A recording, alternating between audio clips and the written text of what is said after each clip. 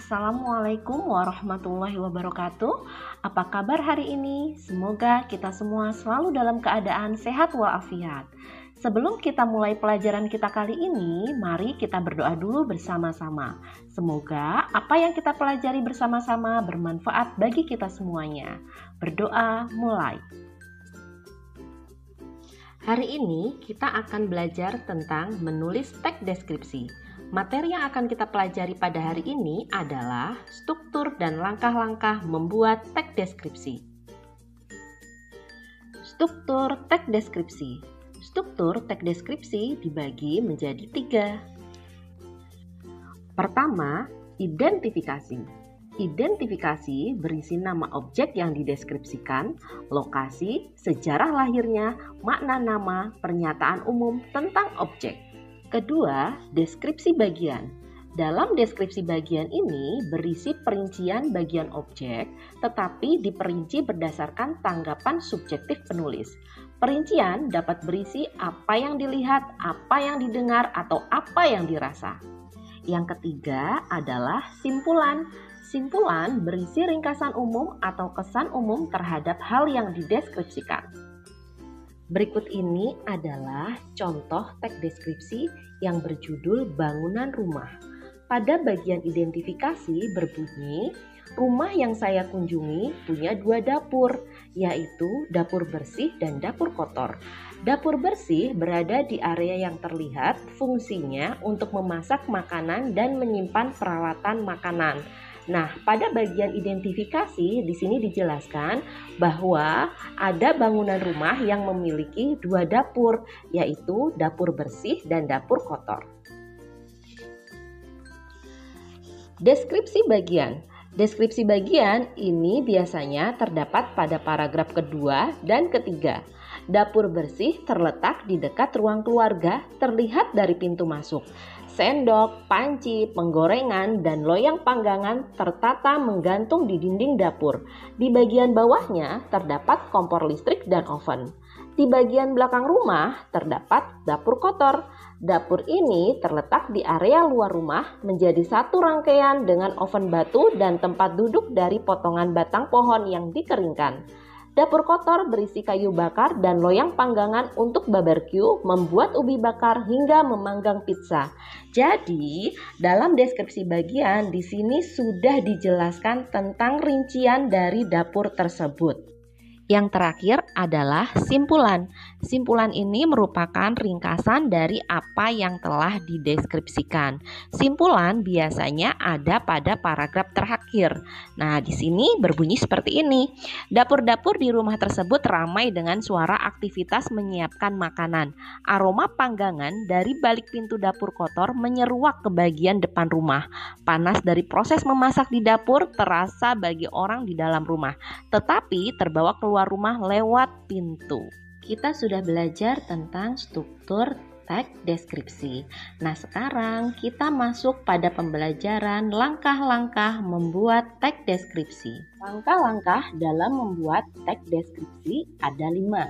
Yang pertama, menentukan tema. Yang kedua, menetapkan tujuan.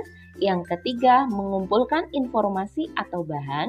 Yang keempat, membuat kerangka karangan. Yang kelima, mengembangkan kerangka karangan. Langkah-langkah kita bahas satu-satu ya. Yang pertama, kita menentukan tema. Kita cari tahu dulu tema apa yang akan kita ambil. Misalnya, sekarang kita mau ambil tema tentang rumah baru. Selanjutnya, kita menentukan tujuan. Tujuannya untuk apa sih? Tujuannya adalah untuk mendeskripsikan rumah itu sejelas-jelasnya. Selanjutnya, mengumpulkan informasi atau bahan. Informasi atau bahan ini bisa kita dapatkan melalui observasi atau wawancara. Nah, tadi kan unsurnya itu kan ada 3. Ada identifikasi, deskripsi bagian, dengan simpulan. Nah, ini kita uraikan satu-satu. Di identifikasi, di sini kita mau memberikan gambaran rumah secara umum.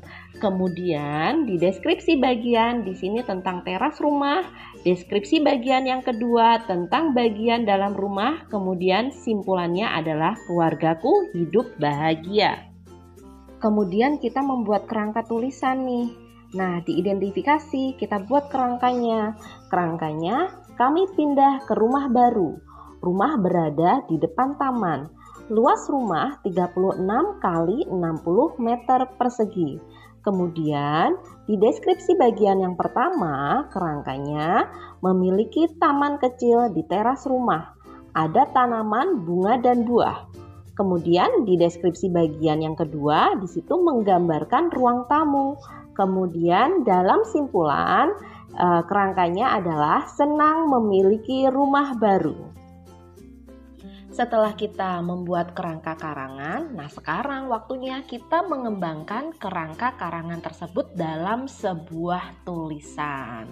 Oke, di sini saya akan mencoba untuk mengembangkan kerangka karangannya ya. Kita simak bersama-sama ya. Setelah kita membuat kerangka karangan itu dapat kita kembangkan menjadi sebuah teks deskripsi. Nah, kerangka karangan tadi ini sudah saya buat menjadi teks deskripsi dengan judul Rumah Mungilku yang Baru. Sudah seminggu kami pindah ke rumah baru. Rumahku adalah rumah mungil yang berada persis di depan taman. Rumah itu hanya mempunyai luas 36 meter persegi dan luas tanah 60 meter persegi. Tidak luas dan tidak juga kecil buatku. Kami memiliki taman kecil di teras depan yang dipenuhi dengan tanaman di pot warna-warni. Setiap tanaman tumbuh subur. Ada tanaman bunga dan buah. Bahkan tanaman cabai sudah berbuah banyak. Bagian dalam rumahku pun tidak terlalu luas. Rumahku terdiri atas 1 ruang tamu, 2 kamar tidur, dapur, ruang makan, dan 1 kamar mandi. Di ruang tamu hanya berisi karpet sebagai alas duduk dan rak buku yang terpasang di dinding. Agar suasananya harum, ada pewangi semprot otomatis yang terpasang di dinding. Lantai keramik putih membuat rumah mungil ini tampak luas. Itulah rumah mungilku yang baru. Meski rumah ini baru, tetapi kenangan yang ada di rumah ini masih tetap sama. Disinilah tempatku dan keluarga akan tetap hidup bahagia bersama. Nah, itu tadi pembahasan tentang struktur dan langkah-langkah teks deskripsi. Semoga penjelasan tadi cukup mudah untuk dipahami ya. Sekarang saatnya kalian mencoba membuat teks deskripsi dengan langkah-langkah yang sudah dijabarkan dalam video ini. Selamat mencoba, terima kasih. Wassalamualaikum warahmatullahi wabarakatuh.